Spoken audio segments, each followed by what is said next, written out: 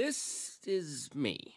Just kidding. This is me. My name is Amanda, and welcome to my podcast where I will be talking about pop culture, music, film, drama, and fan videos. Hello and welcome back to my channel, Always Popular. I'm Amanda, your host, and let's get into this week's episode. This year of 2023 has been a big year for a lot of well-known names who were once the most popular and successful names of the 70s are now passing away.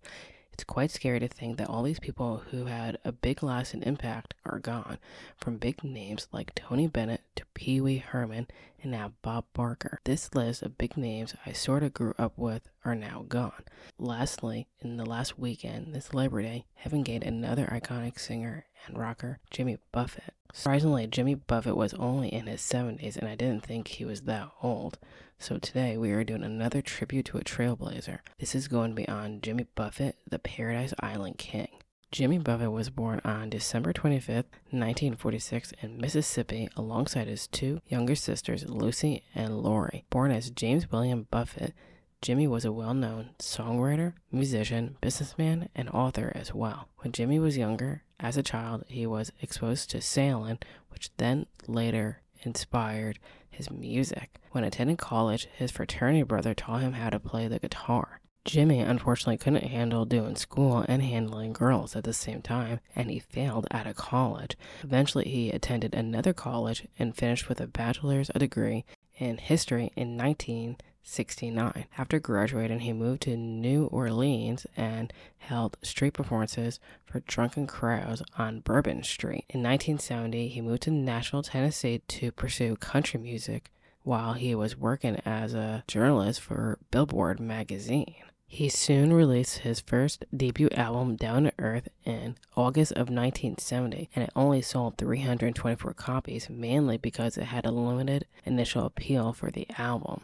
Unfortunately, he was unhappy with the business climate in Nashville, and then, by the time of 1973, Jimmy got signed to a new recording contract with ABC/Dunhill Records. He released his second and third album that had hit singles like Grapefruit, Why Don't We Get Drunk, and I Have Found Me a Home.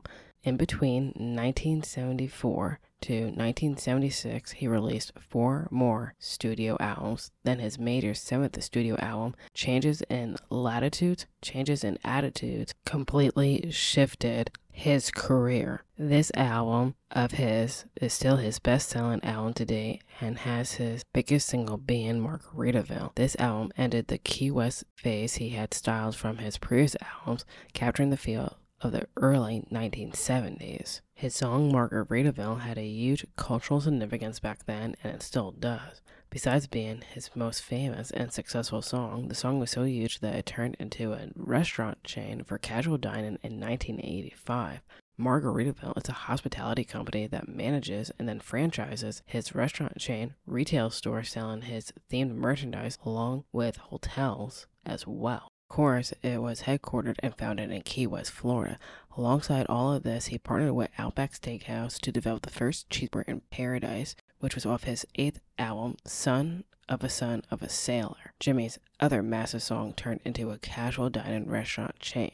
Unfortunately, now it's a defunct restaurant. I actually got a chance to go to this restaurant when I was like 11 or so, and I loved it. Anyway, the fact that 2 of his biggest songs ended up as successful restaurants for over many years is really incredible, to say the least. Also, Margaritaville was expanded as an airline restaurant too, known as Air Margaritaville, in certain locations at airports. Also, it was incorporated and made into hotels, casinos, and even a successful billion-dollar retirement village called Latitude Margaritaville in Daytona Beach, Florida. The impact of all this success, and with this album, turned him into a superstar, and he was considered an icon and put into icon status as a performer, restaurateur, entrepreneur, best-selling author, and celebrity. And besides that, his impact into the country music scene is just as impressive. He had a massive impact on people in country music, which is interesting considering I never thought of him as a country singer. For the past 2 decades, he was a major influence for other artists like Kenny Chesnick and many others.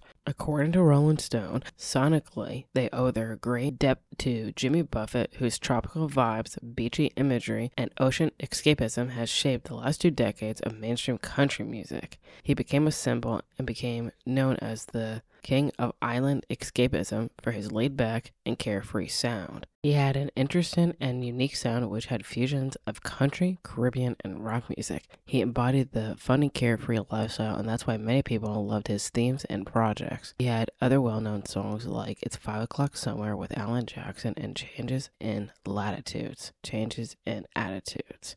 It's 5 O'Clock Somewhere became an award-winning song which earned him his first CMA award for Vocal Event of the Year and became his first award in his 30-year career. He had also won an ACM award for Single of the Year and Vocal Event of the Year. Besides winning a few music awards, his music, of course, helped bring people together. His well-known fans also had a nickname which I wasn't aware of and apparently was like a cult brand of fans known in a unique way called the Parrot Heads. And even his fans had a unique way of communicating with each other. People would put the flat side of their hand on their head, making the shape of a shark fin and saying "fins up" to each other at shows. Honestly, I find that fun and cute. Can you imagine a group of adults doing that at a concert? In addition to all his influence and impact in music and hospitality, he was also a best-selling author as well. Over the years, he has won mainly ACMs, CMAs, and Grammys as well. He has released a whopping 30 studio albums, and his last album was released in May of 2020. He has also been in multiple cameos in TV and film as well. All of his albums, most of them are platinum or multi-platinum selling albums, and now he has officially sold over 20 million albums in his career. So go and support Jimmy now and stream his music. So Jimmy, I hope you're partying and having a margarita in heaven. You will truly be missed by millions.